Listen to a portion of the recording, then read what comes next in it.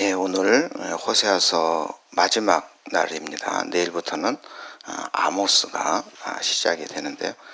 오늘 마지막이니까 오늘 한번 전체적인 총정리를 할까요? 그런 마음으로 준비를 했습니다. 호세아는 주전 8세기경에 활동했던 북이스라엘의 예언자입니다. 하나님의 부르심을 입었던 예언자들의 삶은 어려웠습니다. 고달팠습니다. 정말 인간적으로 볼 때 예언자들의 삶은 고달팠죠. 그런데 호세아는 그 많은 예언자 중에서도 가장 고달픈 삶을 살았던 대표적인 사람입니다. 고멜이라는 여자와 결혼해서 가정을 이루고 자식을 셋이나 얻었지만 환향기가 많았던 아내는 몇 번씩이나 딴 남자를 만나 집을 나갔습니다. 저라면 이런 여자 용서하기가 쉽지 않았을 것 같습니다. 여러분, 보통 소설에 드라마나 그런 장면들이 많이 있죠. 한 남자가 바람난 아내를 용서하고 다시 맞아줍니다. 하루는 이 남자가 친구들과 만나서 술 한잔 하는데 친구들 중에 어떤 사람은 야, 너 어떻게 그런 여자를 용서해 줄 수 있냐, 너는 벨도 없냐, 막 이렇게 타박하는 친구들도 있고, 또 어떤 친구들은 야, 그래도 자식을 생각해서 잘했다, 너 큰 결심했다, 이렇게 친구를 위로하는 친구들도 있습니다. 호세아 역시 고뇌가 많았을 것입니다. 하지만 하나님은 호세아에게 정욕에 이끌려 다른 남자를 따라간 고멜을 사랑하라 말했습니다. 불쌍하니까 자식을 생각해서 그저 두 눈 질끔 감고 받아줘라, 이런 뜻이 아닙니다. 사랑하라는 것입니다. 이 하나님의 명령은 불합리한 명령이고 사람의 감정을 염두에 두지 않은 명령 같아 보입니다. 하지만 호세아는 하나님의 명령에 순종했습니다. 중세시대에 터툴리아누스라는 교부가 있었는데 이 기독교에 대한 믿음, 여기에 회의를 품은 한 사람이 찾아와서 계속적인 질문을 합니다. 반복적인 질문을 합니다. 그러자 이렇게 대답합니다. 불합리하기에 믿어야 한다. 인간의 이성과 지각 능력으로 파악할 수 있는 것은 앓의 대상이지 신앙의 대상은 아니라고 말합니다. 우리가 명확하게 이해하지 못하기 때문에 믿어야 한다, 이렇게 말을 했습니다. 신앙이란 지금 내가 온전히 이해할 수 없다고 해도 하나님에 대한 전적인 신뢰에 바탕을 두고 그분의 뜻을 따르는 것이 믿음인 것입니다. 100세에 얻은 아들을 바치라는 하나님의 명령, 부조리 하기 이를 데 없는 명령입니다. 하지만 아브라함은 그 명령을 묵묵히 수행하려 했습니다. 아들을 바치려고 끌고 가는 아브라함의 심정은 어떨까? 두려운 마음이 있었을 것이고 전율의 그러한 그 말로 표현할 수 없는 감정이었을 것입니다. 넘실대는 홍해 바다에 뛰어들라는 명령도 너무 상식적으로 이해하기 힘든 부조리한 일입니다. 하지만 모세와 이스라엘 백성들은 말씀대로 순종을 했습니다. 그렇게 순종할 수 있는 힘은 어디서 오는 것일까요? 하나님에 대한 전적인 신뢰입니다. 하나님의 어리석은 것이 인간의 지혜로운 것보다 낫고 하나님의 약한 것이 강한 것보다 낫다는 사실에 대한 신뢰가 있어야 말씀대로 순종할 수가 있는 것입니다. 중국 초나라 명문가 출신이었던 오자서라는 사람이 있었는데 비극적인 사건이 발생해서 가족을 모두 잃습니다. 도저히 이 나라에서 목숨을 붙이고 살 수 없어서 초나라에 살던 이 사람은 오나라로 망명을 합니다. 마침 초나라에서 도망쳐 온 백비라는 사람을 만나게 됩니다. 오자서는 자신과 똑같이 가족을 잃은 이 백비의 처지를 딱하게 여겨 그를 오나라 왕에게 적극적으로 추천해서 벼슬을 얻게 해줍니다. 이 모습을 본 이 오나라의 대신이 이 오자서에게 이렇게 말하죠. 백비의 눈빛을 보니 믿을 사람이 아닌데 왜 이렇게 적극적으로 도와주느냐 물었습니다. 그러자 오자서가 말하기를 같은 병을 앓는 사람끼리 서로 가엾게 여겨야 하지 않겠는가. 같은 근심이 있는 사람끼리 서로 도와야 하지 않겠는가. 백비도 나와 같은 처지니 어찌 안 도울 수가 있겠습니까? 그래서 생겨난 말이 동변상련이라는 말입니다. 오자서의 일로 인하여 동병상련이라는 말이 우리에게 쓰여지게 되었습니다. 하나님이 호세아에게 말도 안 되는 명령을 하신 것은 바로 이 동변상련을 통해 지금 현재 하나님의 마음이 어떤 것인지 하나님의 마음을 너도 한번 느껴보라는 것이죠. 호세아는 하나님의 말씀을 쫓아 바람나 달아났던 아내 고멜을 찾아가서 말로 타이르고 위로합니다. 그리고 좋은 선물까지 주죠. 다시 시작하자는 겁니다. 그 마음이 오죽했을까? 호세아는 가슴에 있는 아픔으로 고멜의 배신을 끌어안았습니다. 하나님 명령에 순종하여 호세아가 고멜에게 지극정성을 다하자 고멜은 마침내 호세아에게 돌아왔습니다. 하지만 한 번 난 바람기는 좀처럼 잦아들기가 힘든가 봅니다. 고멜은 또다시 가정이라는 울타리를 넘어서 바람을 따라 집을 나가버립니다. 하지만 환락의 끝은 뻔하지 않습니까? 몸과 마음은 다 거덜나고 고멜은 빛에 몰려 사람 대접을 못 받는 상태가 되어 있습니다. 호세아는 이번에도 아내를 찾아가 대신 빚을 갚아주고 집으로 데리고 옵니다. 이 정도면 정말 열불하고 할 수 있습니다. 그런데 호세아는 자기가 겪은 부정한 여자를 아내로 둔 남자의 그 쓰라린 체험을 통해서 하나님의 마음을 읽을 수 있게 된 것입니다. 바람기 많은 아내 때문에 겪었던 그 마음의 괴로움이 문득 하나님의 마음도 이렇겠구나. 하나님의 아픔도 이보다 더했겠구나. 동변상련의 경험을 하게 된 것입니다. 하나님의 품을 떠나 우상을 섬기는 이스라엘 때문에 속상해하시고 이스라엘 백성들이 겪는 그 극심한 고통 때문에 마음 아파하시는 하나님의 마음을 호세아는 동변상련으로 이해하게 되었고 이러한 하나님의 마음을 이스라엘 백성들에게 전할 수 있었던 것입니다. 그래서 호세아는 감히 하나님과 이스라엘 백성 사이에 화해의 매개자가 되었던 것입니다. 화해라는 말 그렇게 쉬운 거 아닌 거 아시죠? 화해가 쉽습니까? 어렵습니까? 가족끼리도요.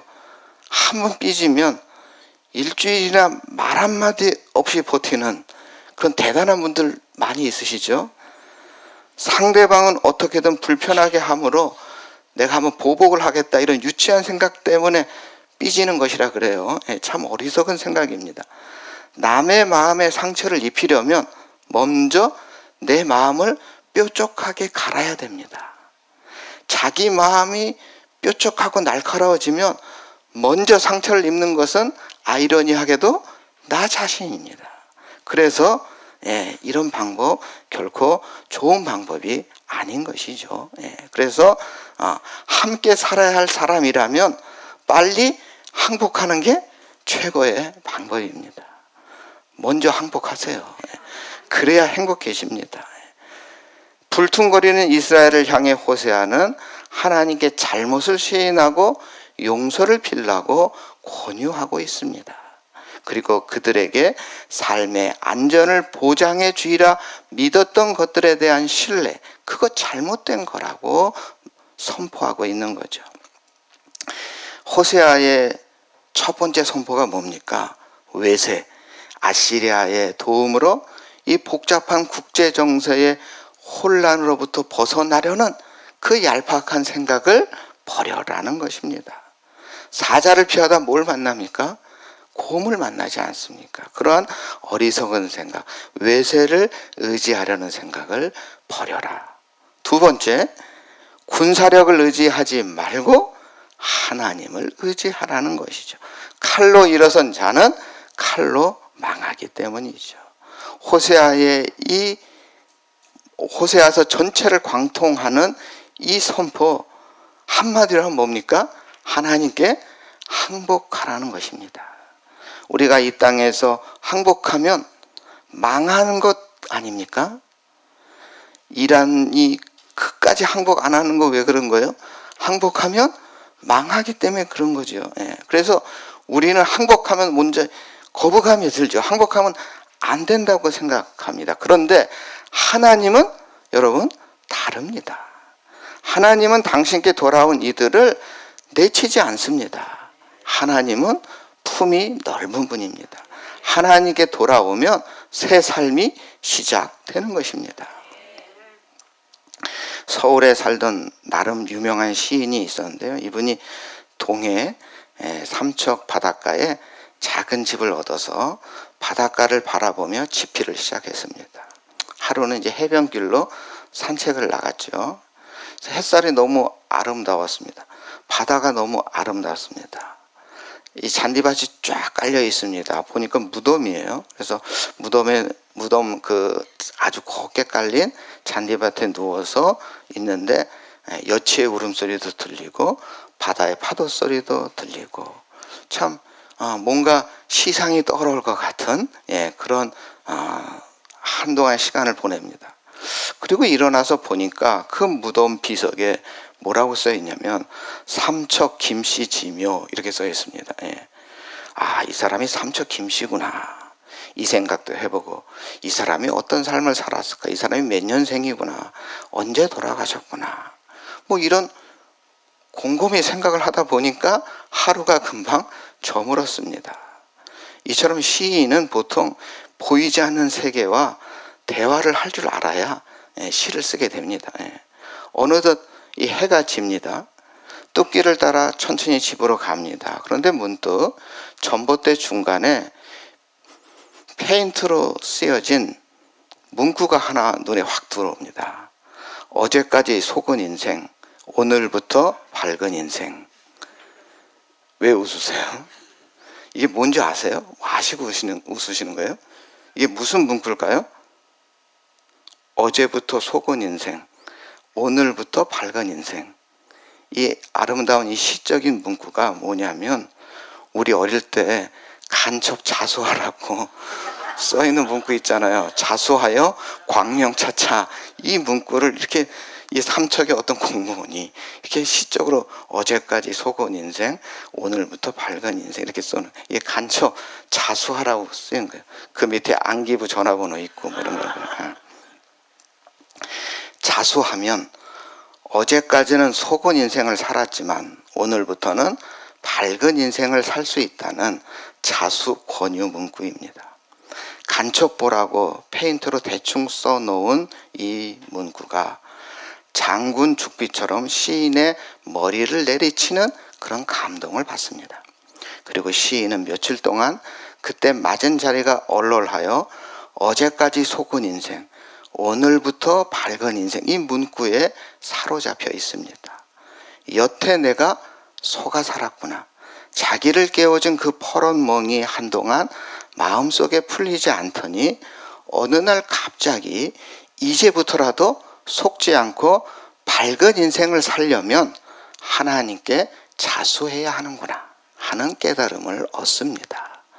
북한에서 난파된 간첩을 자수시키기 위하여 대충 쓰여진 이 표어가 어제까지 속은 인생, 오늘부터 밝은 인생이란 이 표어가 시인에게는 내가 지나온 삶을 회개하고 하나님께 자수하여 나아가게 하는 그런 깨달음으로 받아들여졌습니다. 우리 성도님들도 하나님께 자수하여 광명을 찾으시기 바랍니다. 하나님께 자수하여 돌아온 이들은 고질병을 치료받게 됩니다. 하나님께 반역하는 인간의 고질병이 치료됩니다. 고질병이란 오랫동안 낫지 않아 고치기 어려운 병을 말합니다. 나을 듯 하다가 또다시 재발하는 병을 고질병이라 그럽니다. 그러니까 고질병은 일종의 중독이라고 할 수 있습니다. 우리가 어딘가에 중독되어 있으면 웬만한 의지를 가지고는 벗어나기가 어렵습니다. 알코올 중독, 일 중독, 마약 중독, 폭력 중독, 쇼핑 중독, 중독이 굉장히 많습니다. 우리 주변에 얼마나 많습니까? 그런데 그 중독 중에서도 가장 광범위하게 만연되어 있는 것이 바로 죄의 중독입니다.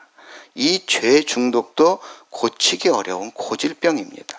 사도 바울은 자기를 괴롭히고 있는 이 고질병 때문에 괴로워했던 사람입니다.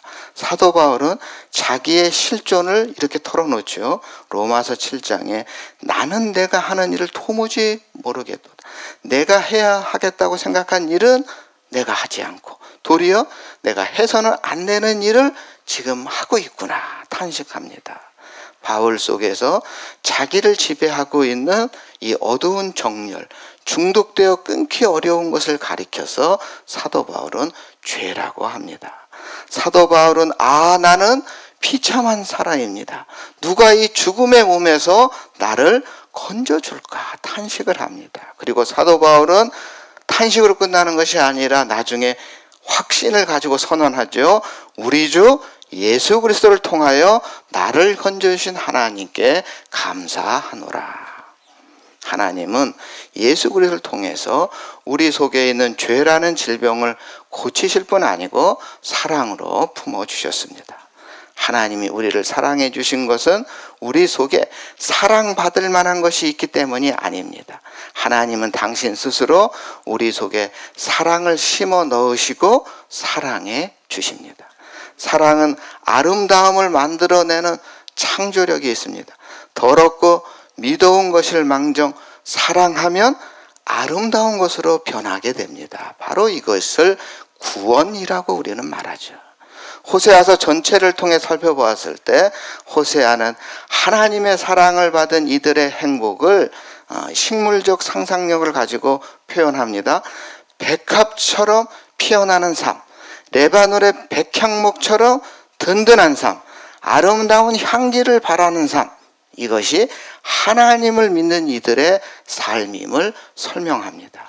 그런데 우리의 삶을 돌아보니 내가 열심히 신앙생활을 하고 있지만 말이 좋아 신앙인이지 백합꽃처럼 피어나는 삶도 아니고 레바논의 백향목처럼 곱게 뻗어오르는 삶도 아니고 아름다운 향기를 바라는 삶도 못 되니 나를 생각할 때마다 부끄러울 때가 얼마나 많습니까? 하지만 그럼에도 불구하고 자수하여 하나님께 나아가면 하나님은 우리를 내치지 않으시고 우리의 고질병을 고쳐주십니다. 그런데 자수하여 하나님께 나아가는 것이 쉽지 않습니다.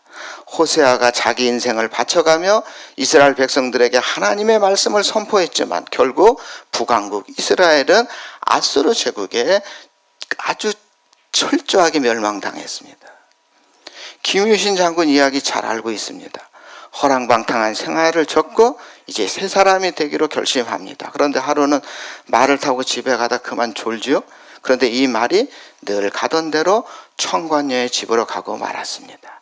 그러자 김유신은 그 말의 목을 베어 자기의 의지를 확고히 합니다.